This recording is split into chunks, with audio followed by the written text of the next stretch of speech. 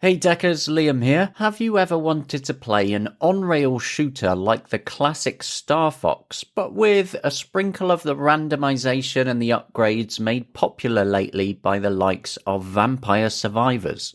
Well, Whisker Squadron Survivor is exactly that. I actually showed it off a little bit back in December last year when it was in preview, but it has now actually launched into early access on Steam. And what I've seen of it has been ridiculously promising and such a huge amount of fun to play through. You get given an ever-changing action shooter that will be different each time you play through, with a typical run lasting somewhere around 30 minutes if you complete it. And during that, you'll be gradually upgrading your ship, unlocking various new mods to use, and just gathering lots of crazy weapons. There's also special portals to find through the levels that will send you off on a secret challenging path that will change how you approach it, which is a pretty cool idea for a game like this, and it vaguely reminds me of like special stages in Retro Sonic.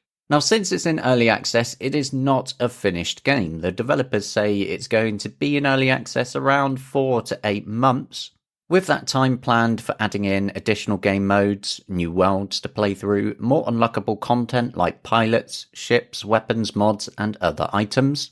As of right now though, it is Steam Deck verified by Valve and it has full native Linux support. One thing I will note is that for some reason the default Linux version just refused to work with the gamepad controls, both on Steam Deck and my desktop. So I had to switch over to Proton in the Properties and Compatibility menu. After that, the gamepad and Steam Deck controls just worked properly. I've let the developer know to hopefully look into it, since that is the default on the Steam Deck and it's Deck verified, so it either needs fixing in the Linux version or they need to just force Proton on the Steam Deck. There's a lot to love about it, and this is potentially one of the best modern Star Fox-like on-rail shooters that I've played in quite a long time. It's especially nice because of the randomness that you get with it, and it really does leave you with that feeling of just needing to have one more run. It sticks in your brain as you don't want to put it down. What I will say though is it definitely needs that extra bump in content that they are planning for it in the early access phase, because it doesn't take too long to get through most of it.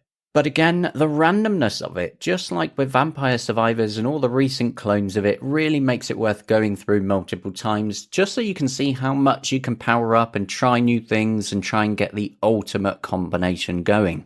Interestingly, this game is going to be part of a wider series. The developer, Flipfly, originally made Race the Sun, and then later crowdfunded development for Whisker Squadron on Kickstarter.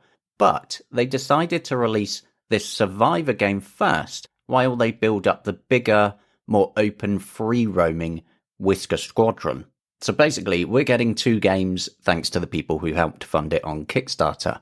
Flipfly have a clear love of the classics, and it very clearly shows here. It does have some really great design that looks retro, but it feels modern, and the action can get quite intense and really challenging. So I do think it's one that's worth taking a look at for sure. If you love on-rails space corridor shooters, you will probably feel right at home with this one. I hope you like that indie game highlight. If you do, be sure to leave a like, comment, follow along for more Steam Deck and Linux gaming, and I'll see you in the next one.